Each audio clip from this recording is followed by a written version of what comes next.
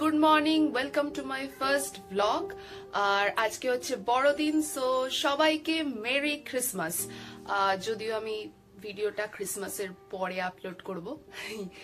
তো আজকে আমি বেরোবো অনেকগুলো, মানে দু একটা জায়গায় যাব ঘুরতে। ক্রিসমাস বলে কথা, ঘরে কি বসে থাকলে হয় বলো? তো এখানে আমি রেডি হয়ে বেরিয়ে পড়েছিলাম ঘুরতে যাব বলে। খুব একটা ঠান্ডা ছিল না, খুব হালকা ঠান্ডাই ছিল।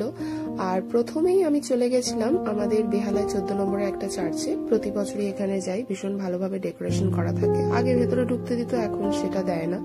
ঠিক আছে, বাইরে থেকেই দেখে এলাম।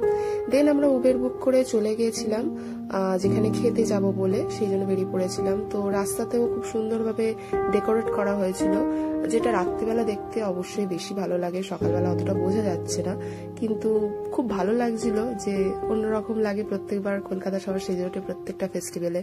দেন আমরা পৌঁছে গেছিলাম সিরাজ গোল্ডেন রেস্টুরেন্টে খাবো বলে। এটা ফার্স্ট টাইম আমি গেছিলাম। তো এখানের খাবার দাবার বেশ ভালো ছিল, টেস্ট ছিল হালকার ওপরে, খুব ভালো লাগছিল। প্রান্তিক দা, বিলটা কি তুমি দিচ্ছ? বেশ ভালো লাগলো খেয়ে। বেশ লাইট বিরিয়ানি, যারা খুব লাইট বিরিয়ানি পছন্দ করে তারা সিরাজে ট্রাই করে দেখতে পারো কিরকম লাগে। আমার খুব ভালো লাগে। এই তো ফ্রি জিনিস, আগে খেতে ব্যস্ত। এই আলোগুলো রাতে জ্বললে খুব ভালো লাগে, কিন্তু আমি রাতে আসতে পারবো না, কারণ বাড়িতে 7টায় ঢুকতে হবে।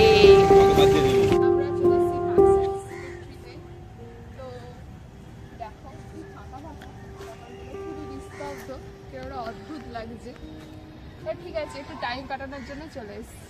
দেন আমরা ফাইনালি পৌঁছে গেছিলাম বউবেড়াকে, যেখানে যাওয়ার জন্য আমরা বেরিয়েছিলাম বেসিক্যালি।